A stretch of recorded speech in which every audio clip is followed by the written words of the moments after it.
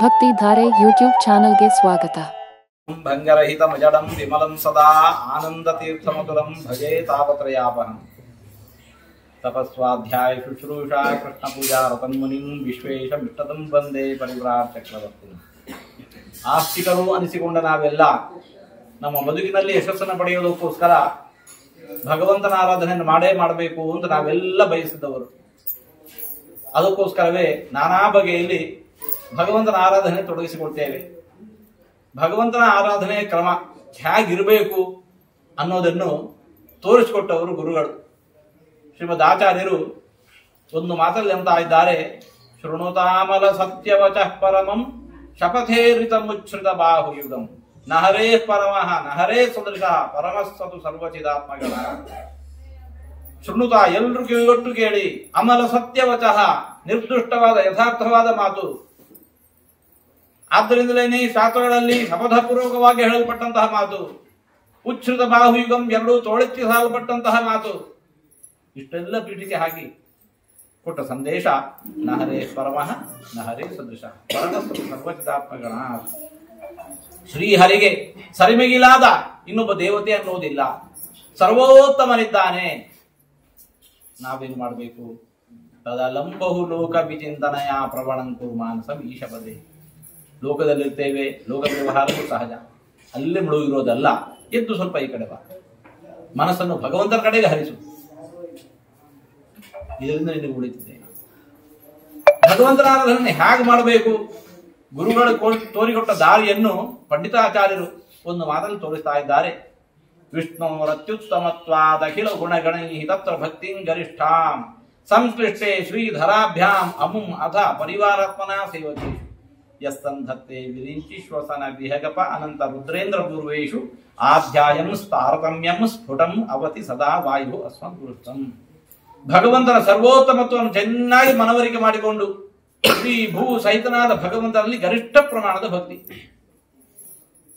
ಇದರೆಲ್ಲ ತತ್ವಾಭಿಮಾನ ದೇವತೆಗಳು, ಭಗವಂತನ ಸೇವಕರು, ಭಗವಂತನ ಪರಿವಾರದವರು ಅನ್ನುವುದನ್ನು ಅರಿತುಕೊಂಡು ಅವರೊಳಗೂ ಕೂಡ ಯಾರವರೆಲ್ಲ ವಿರಿಂಚಿ ಶ್ವಸನ ವಿಹಗಪ ಅನಂತ ರುದ್ರೇಂದ್ರ ಪೂರ್ವೇಶು ಬ್ರಹ್ಮರುದ್ರೇಂದ್ರಾದಿ ಸಕಲ ದೇವತೆಗಳು ಅವರ ಒಳಗೂ ಕೂಡ ಭಗವಂತನ ಆರಾಧನೆ, ಅವರೊಳಗೂ ಭಗವಂತನ ಆರಾಧನೆ, ಅವರವರ ತಾರತಮ್ಯಕ್ಕೆ ಅನುಗುಣವಾಗಿ ಯಾರು ಹೀಗೆ ನಡ್ಕೊಂಡು ಬರ್ತಾ ಇದ್ದಾರೆ, ನಮ್ಮೆಲ್ಲರಿಗೂ ಮೂಲ ಗುರುಗಳಾಗಿರುವ ವಾಯುದೇವರ ಅನುಗ್ರಹ ಶ್ರೀರಕ್ಷೆ ಅವರಿಗೆ ಸದಾ ಇದೆ, ನಿಸ್ಸಂಶಯವಾಗಿದೆ.